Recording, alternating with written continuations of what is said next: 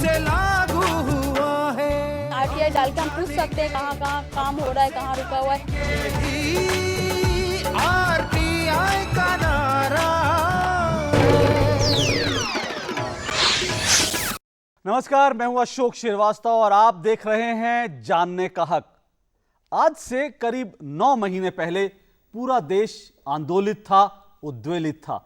इसलिए क्योंकि दिल्ली में 16 दिसंबर की रात एक युवती के साथ बलात्कार का जो हादसा हुआ था उसने हम सबको झकझोर कर रख दिया था। पूरा देश उस वक्त एक तरह से सड़क पर उतर आया था और यह बात हो रही थी कि सिस्टम को बदला जाए, कानून को बदला जाए और कैसे अपराध को इस रोका जाए, बलात्कार को कैसे रोका जाए। यह पूरे देश के लिए एक बड़ा सवाल था। 9 महीने में क्या बदला, आज ये हमारे सामने एक बड़ा सवाल है, क्योंकि हम ये देख रहे हैं कि इन 9 महीनों में अब तक निर्भया जिसको हमने नाम दिया था, दामिनी हमने जिसको नाम दिया था, उसको अब तक इंसाफ नहीं मिला। और इस बीच मुंबई में एक रेप के, एक बलात्कार का एक और बड़ा हादसा घटता है शक्ति मिल के अंदर, वो भी करीब करीब शाम के वक्त, जबकि पूरा मुंबई उस वक्त जगा हुआ था और पूरा मुंबई उस वक्त जो है काम पर था।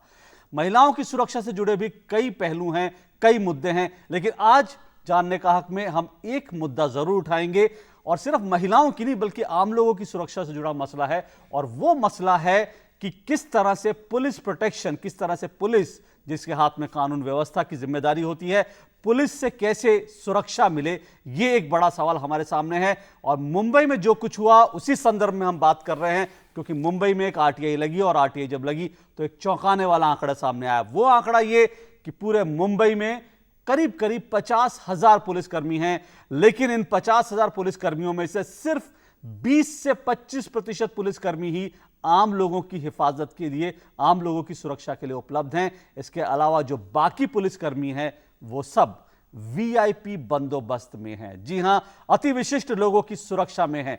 क्या अति विशिष्ट लोगों की सुरक्षा वाकई इतनी जरूरी है या फिर यह एक शगल हो गया है, एक दिखावा हो गया है? यही सवाल आज हम उठा रहे हैं, क्योंकि आरटीआई से यह बड़ा सवाल इस वक्त हमारे सामने आया है। और आज इस पर चर्चा करने के लिए हमारे साथ कई मेहमान मौजूद हैं। हमारे साथ श्यामलाल यादव जी दिल्ली स्टूडियो में मौजूद हैं। श्यामलाल यादव जी इंडियन एक्सप्रेस के वरिष्ठ पत्रकार हैं। बहुत बहुत शुक्रिया श्यामलाल यादव जी आपका आने के लिए।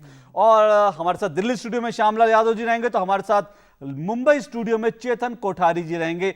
चेतन कोठारी जी महाराष्ट्र के, मुंबई के जाने माने आरटीआई एक्टिविस्ट हैं। बहुत बहुत शुक्रिया चेतन कोठारी जी आपका हमारे से जुड़ने के लिए। और हमारे साथ लखनऊ में नूतन ठाकुर मौजूद रहेंगी। नूतन ठाकुर जी भी आरटीआई एक्टिविस्ट हैं और उत्तर प्रदेश की जानी मानी आरटीआई एक्टिविस्ट हैं। आप सबका बहुत बहुत शुक्रिया।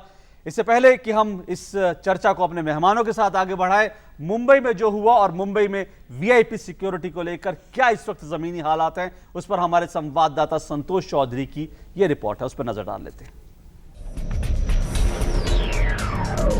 मुंबई शहर के बीचों बीच स्थित शक्ति में पुलिस की चौकसी से कोसों दूर, न किसी का आना न जाना, इसीलिए अपराधियों की शरण स्थली बन गया है। फोटो जर्नलिस्ट के साथ हुए बलात्कार के बाद ये अपराधियों की सैरगाह शक्ति मिल चर्चा में आ गई। शक्ति मिल अपराधियों का अड्डा बन गया है। शायद मुंबई पुलिस को भी फोटो जर्नलिस्ट बलात्कार के बाद ही पता चला, पर आखिर जनता की सुरक्षा के लिए तैनात पुलिस कहां गायब रहती है? मुंबई शहर में 50,000 से ज्यादा पुलिस बल है, जिसका मकसद लोगों को सुरक्षा प्रदान करना है, ताकि शहर दहशतगर्दों से मुक्त रहे और शहरवासी शांति से रह सके। दुनिया के अन्य देशों के मुकाबले भारत में पुलिस संख्या बहुत कम है। हिंदुस्तान में दिखावे का चलन बढ़ गया है। जिस राजनेता के पीछे जितने पुलिस वाले, उसका उतना रुतबा। यही वजह है कि अधिकतर पुलिस वालों की ड्यूटी वीआईपी के पीछे भागते भागते बीत जाती है। मुंबई शहर आर्थिक नगरी है, इसीलिए उद्योगपति, अभिनेता और राजनेता सभी की पसंद है। आंकड़ों पर नजर डालें तो महाराष्ट्र में 614 लोगों पर एक पुलिसकर्मी होना चाहिए, जबकि इस समय 829 लोगों पर एक पुलिसकर्मी है। महाराष्ट्र में 876 पुलिस वाले वीआईपी बंदोबस्त में तैनात हैं। ये सारी जानकारी आरटीआई से आई है। फोटो जर्नलिस्ट के साथ हुए बलात्कार के बाद पुलिस की कार्यशैली और उनकी संख्या पर भी सवाल उठने लगे हैं। पुलिस तादाद बहुत कम है, पुलिस वालों पर काम का दबाव भी है, नेताओं का प्रेशर रहता है। पुलिस पर भ्रष्टाचार के भी आरोप हैं। समाज, शहर, महिलाएं तभी सुरक्षित रह सकती है जब पुलिस बल को बढ़ाया जाए और वीआईपी ड्यूटी के साथ साथ पुलिस आम जनता की सुरक्षा के लिए तत्पर रहे, ताकि मुंबई फोटो जर्नलिस्ट जैसे जघन्य मामलों पर रोक लगाई जा सके। पुलिस की संख्या कम पर उम्मीदें ज्यादा। मुंबई शहर में 30% से ज्यादा पुलिस वीआईपी सिक्योरिटी में तैनात है। वैसे भी हिंदुस्तान में पर कैपिटा पुलिस की संख्या बहुत कम है। ऐसे में सबसे बड़ा सवाल ये उठता है कि अगर पुलिस वाले वीआईपी सिक्योरिटी में अपना पसीना बहाते रहेंगे तो आम जनता का रखवाला कौन होगा? संतोष चौधरी, दूरदर्शन न्यूज, नई दिल्ली। तो ये थी हमारी रिपोर्ट और सीधा मैं चेतन कोठारी जी आपके पास आ रही हूँ। चेतन कोठारी जी, बहुत सारी बातें इस आरटीआई के बाद जब ये सारी जानकारियां सामने आई तो महाराष्ट्र में इस पर बहुत कुछ बात हो रही है, मुंबई में बहुत कुछ बात हो रही है, पुलिस कमिश्नर के बयान आ रहे हैं। क्या इस वक्त हालात है, कैसे आप देखते हैं इस पूरे मसले को? जो आरटीआई का जो आंकड़ा आया था, करीबन 60% पुलिस वीआईपी के बंदोबस्त में थी। उसके बाद वही शाम को हमारे महाराष्ट्र के home minister Shri R Patil ji ने प्रेस कॉन्फ्रेंस की थी और तभी उन्होंने सबके सामने ये बताया था कि हम ये वीआईपी सुरक्षा के बारे में रिव्यू करेंगे और जिसकी सुरक्षा की ज़रूरत नहीं है जिसको, उसकी हम सुरक्षा हटा देंगे। और उन्होंने ये भी बताया था कि हम इसके बारे में हम हाई लेवल कमिटी पे अपॉइंट करेंगे। तो ये अभी तक मुझे लगता है कि उन्होंने अभी तक उसके बारे में कोई भी निर्णय नहीं लिया है। मुंबई में जिस तरह से लगातार आबादी बढ़ रही है, लोग बढ़ रहे हैं, ये जो इंतजाम है, ये जो बंदोबस्त है, ये नाकाफी है। अगर 50,000 में से सिर्फ करीब 50,000 में से अगर 27,000 से ज्यादा लोग पुलिसकर्मी अगर सिर्फ वीआईपी बंदोबस्त में लगेंगे तो आपको लगता है ये जो आंकड़ा है ये मुंबई को हिफाजत देने में, मुंबई के लोगों को सुरक्षा देने में नाकाफी है? नहीं, आपको एक बात बताऊं कि मुंबई की आबादी आज बढ़ के करीबन 1.25 करोड़ के ऊपर हो गई है। ये भी मेरा ही आरटीआई का आंकड़ा है उसके, और इसके आगे पुलिस की संख्या बहुत कम है। पुलिस के ऊपर काफ़ी दबाव है काम का और उसके वजह से अभी जब वीआईपी जब मुंबई के विजिट के लिए आते हैं या जिसको वीआईपी की सुरक्षा दी गई है, तभी पुलिस को 16-16, 20-20 घंटा काम करना पड़ता है और उसमें कई पुलिस रात को भी घर नहीं जाते हैं और यहीं मुंबई में अपने कैबिन में रहते हैं। और ख़ास करके इंस्पेक्टर के नीचे के लेवल के जो पुलिस हैं उनको तो संडे की छुट्टी भी नहीं मिलती है। और कई पुलिस को अभी तक जो मेरे पास जो दूसरे एक आरटीआई का आंकड़ा है कि पूरे महाराष्ट्र में कितने पुलिस को रहने के लिए गवर्नमेंट ने घर अलॉट किया गया है, तो ये पता चला है कि पुलिस और ऑफिसर्स को, स्टाफ मेंबर्स को खाली 50% घर अलॉट किया गया है। तो इससे और इसके वजह से कई पुलिस आज भी मुंबई के दूर अपने सबर्बन में झुपड़पट्टियों में भी रहते हैं। श्यामलाल जी, इस देश में वीआईपी सिक्योरिटी को लेकर अब आरटीआई लग रही है, सामने बात आ रही है, लोग इस पर सवाल उठा रहे हैं, लेकिन हमें यह भी नहीं बोलना चाहिए कि हमने अपने 2 प्रधानमंत्री सिर्फ इसलिए आतंकवाद की भेंट चढ़ा दी, आतंकवाद के कारण जो है 2 हमारे प्रधानमंत्री शहीद हुए। ऐसे में वीआईपी सुरक्षा पर आज अगर हम सवाल उठा रहे हैं तो पहली बात तो ये कितना जायज है सवाल उठाना? बहुत सारे स्टेट्स में पुलिस में भर्तियां नहीं हो रही हैं, बहुत कमी है पुलिस की, पुलिस का मॉडर्नाइजेशन नहीं हो रहा है, पुलिस की ट्रेनिंग नहीं हो रही है। आम आदमी जब थाने में जाता है, जो पुलिस वाले हैं भी थानों में जो तैनात हैं, यहाँ नूतन ठाकुर जी हैं, उनके हस्बैंड आईपीएस हैं, वो बेहतर समझती होंगी, अभी पूछिएगा उनसे कि जो पुलिस वाले हैं भी थाने में, उनको सेंसिटाइजेशन नहीं है। जैसे अभी कोठारी जी बहुत अच्छी बात कर रहे हैं, पुलिस वालों की तरफ इनकी संवेदनशीलता दिख रही है कि साहब उनके पास मकान नहीं है रहने के लिए, उनके पास ये नहीं।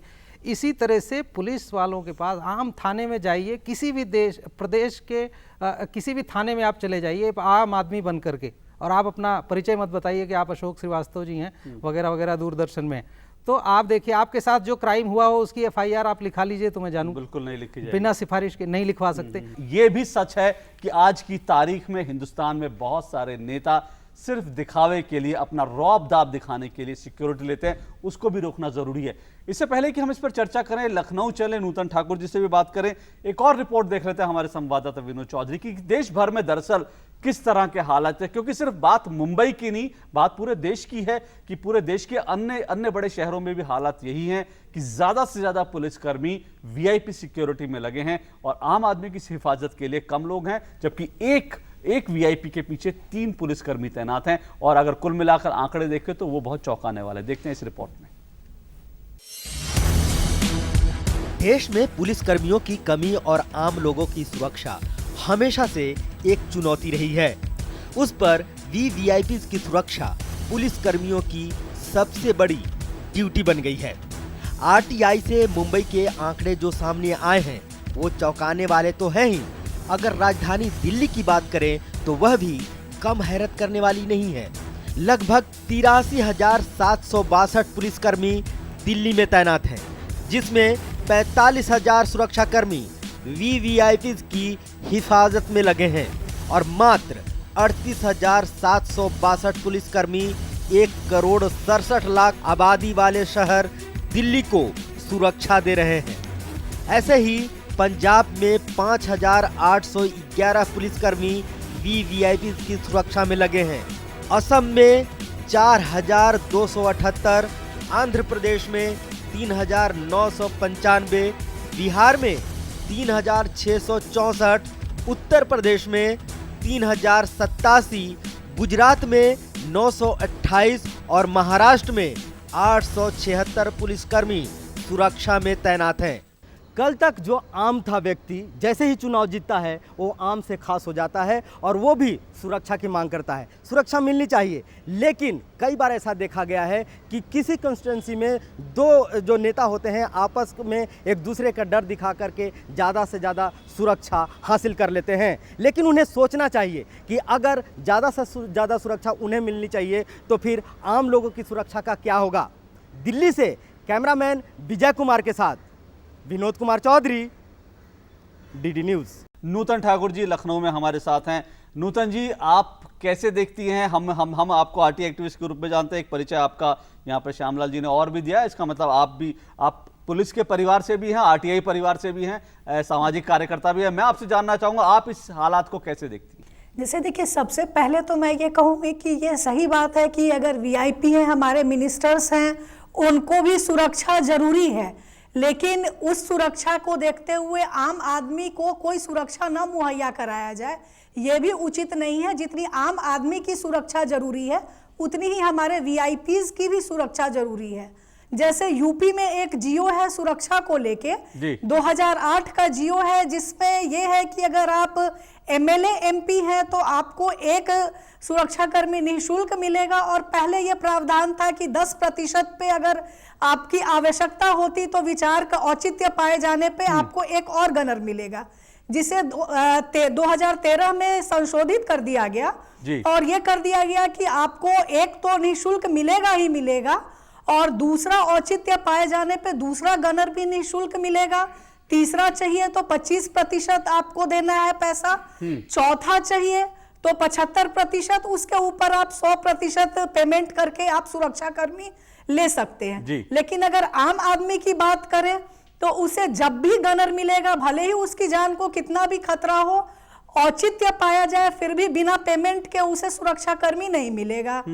वहीं अगर आप इस रूप में देखेंगे कि आज अगर आप एक्स एमपी एमएलए हो जाते तो आपको 10% पे मिलेगा, और अगर तत्काल अगर आप चुनाव हार जाते हैं और अगर आपको सरकार दर्जा प्राप्त मंत्री बना देती है या किसी निकाय का अध्यक्ष बना देती तो फिर आपको एक निःशुल्क सुरक्षा कर्मी मिल जाएगा, जो दिखाता है सुरक्षा औचित्य के आधार पे नहीं, आवश्यकता पे नहीं, इस रूप में दिया जाता है कि एक स्टेटस है। सरकार कई बार ऑबलाइज करती, मैं इस रूप में देखती हूँ कि और लोग भी दर्जा प्राप्त मंत्री बनने को या फिर किसी भी निकाय का अध्यक्ष वगैरह बनने को इसके लिए बेचैन रहते हैं कि मुझे एक लाल बत्ती मिल जाएगी, गनर मिल जाएगा।